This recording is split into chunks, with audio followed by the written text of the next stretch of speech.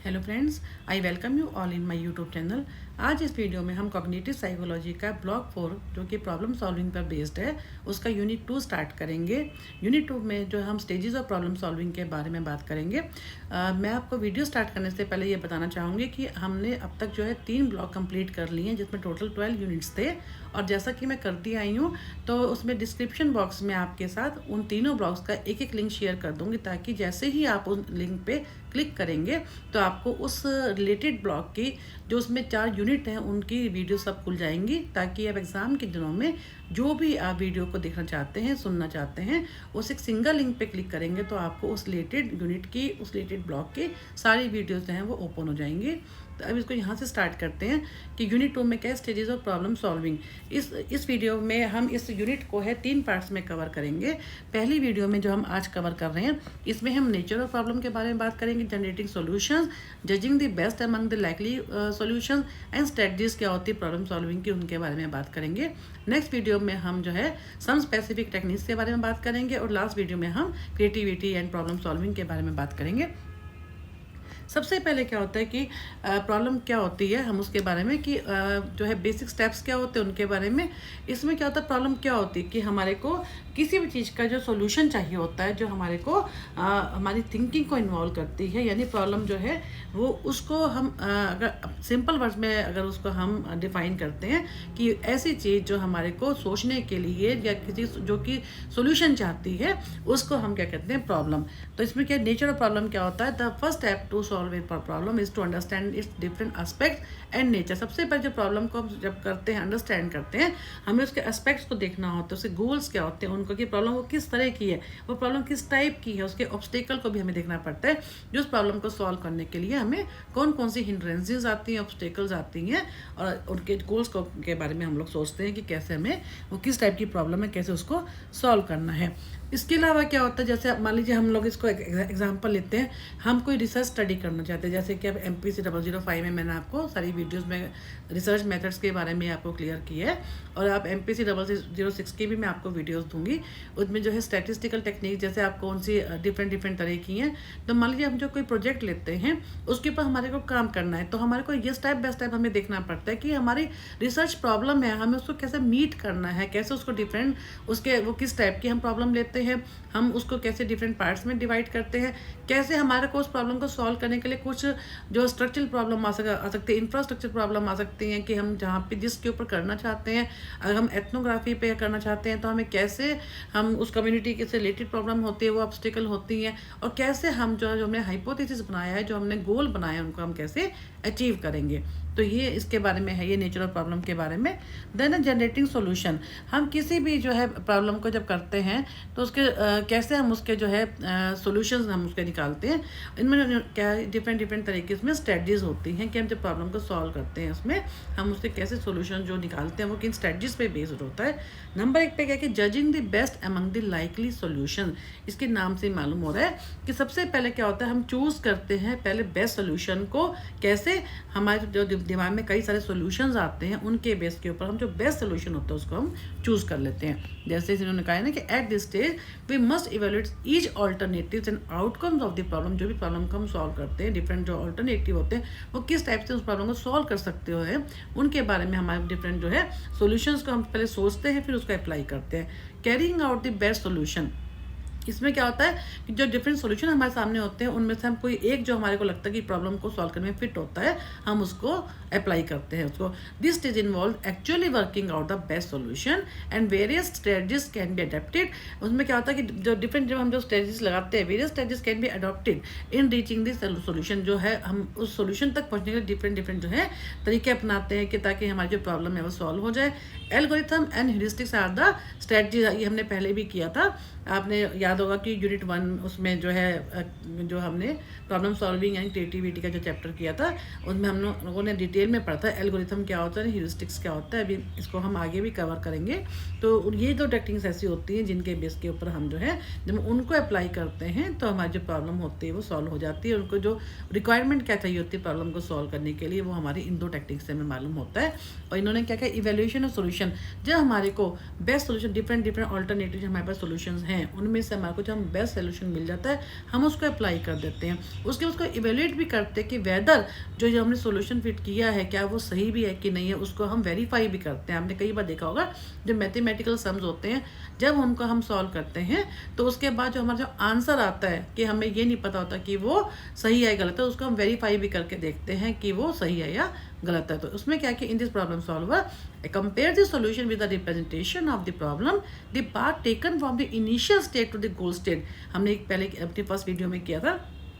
Part 1 में इसमें, जिसमें क्या था कि हम जो पाथ लेते हैं क्योंकि हम क्या है ऑर्गेनिज्म है जो प्रॉब्लम को सॉल्व करते हैं। प्रॉब्लम सॉल्वर क्या होता है ऑर्गेनिज्म, जहाँ से वो शुरू करता होता है इनिशियल स्टेट और जहाँ पे वो ख़त्म करता वो क्या होता है गोल स्टेट, और बीच का जो पाथ होता है उसको हम क्या कहते हैं कि कितना उसको कितना वहाँ तक जो इनिशियल स्टेट से वो गोल स्टेट तक पहुँचने जो पाथ अडॉप्ट करता है वो देखता है कि जो path taken from the initial state to the goal state is checked as to whether it is specified और एज लीगल और नॉट। जो हम अडॉप्ट कर रहे हैं जो तरीका हम अपना रहे हैं वो सही भी है या नहीं है। And sometimes the evaluation stage leads to conclusion that the problem has not been solve adequate. कई बार क्या होता है जब हम उसको वेरीफाई करते हैं अपने आंसर को तो क्या होता है हमें लगता है कि शायद जो हमारा जो है सही है या नहीं है। कई बार हमें लगता है कि नहीं हम जो हमने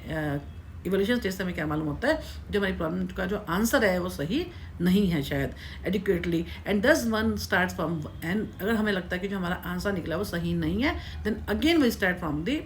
फर्स्ट स्टेज। अगेन हम उसको फिर से स्टार्ट करते हैं, उसके डिफरेंट सोल्यूशन ढूंढते हैं, then again we carry out the best solution. तो ये उसमें वो कह रहे हैं कि डिपेंड करता है कि आप क्या तरीका अपनाते हैं जो उसके बाद उसको आप जो है जब बेस्ट सोल्यूशन को अमंग द डिफरेंट सोल्यूशन उसको अप्लाई करते हैं देन उसको हम क्या करते हैं इवेलुएट करते हैं। कई बार हमारा अगर आंसर सही आता है तो हम उसको ठीक है उसको यूज़ कर लेते हैं, अप्लाई कर लेते हैं। अगर हमें लगता है कि वो आंसर हमारा वेरीफाई करने के बाद सही नहीं आता देन वे अगेन जो हम स्टार्ट से शुरू हो जाते हैं।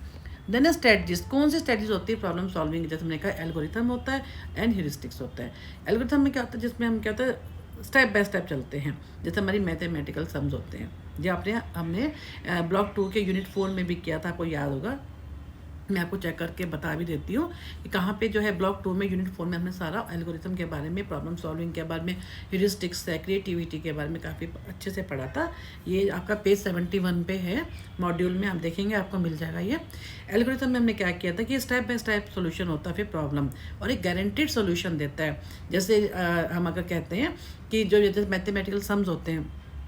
हम उनको, जैसे आपका MPC 006 है, आपको स्पीयरमैन का रैंक और रिलेशन निकालना है, आपको फार्मूला पता है, आपको उन्होंने स्टेप दे दिया 1 2 3 4 5 6। तो क्या होता है अगर आप प्रॉपरली उन स्टेप्स को फॉलो करते हो तो क्या होता है ये 100% आपका जो गारंटीड होता है वो सोल्यूशन निकलता है, क्योंकि इफ़ हम जो स्टेप्स हैं हमने क्लियरली ठीक से उनको फॉलो किया है। तो an algorithm is a specific जो है procedure for solving a type of problem. An algorithm invariable leads to solution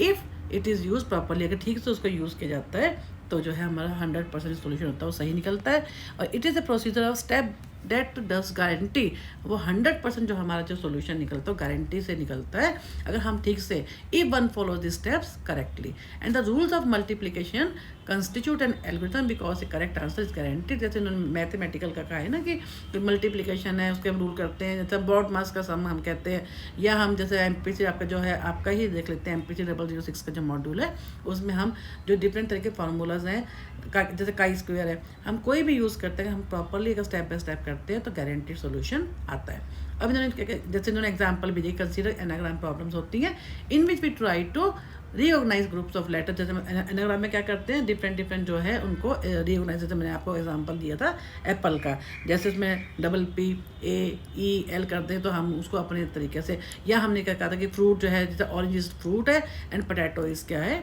vegetable है। तो कहने का मतलब है कि हम उसमें डिफरेंट तरीके से उसको वो कर देते हैं। अब मैथमेटिकल प्रॉब्लम से बहुत ज़्यादा आते हैं कि mathematical problem is the best way, best example of the algorithm. अब इन्होंने कहा समटाइम्स क्या होता है ये हाई टाइम, जैसे इन्होंने कहा कि this matter is somewhat more efficient than unsystematic random. ये तो है ही कि हमें क्योंकि गारंटीड सोल्यूशन मिलता है तो हम इसको ज़्यादा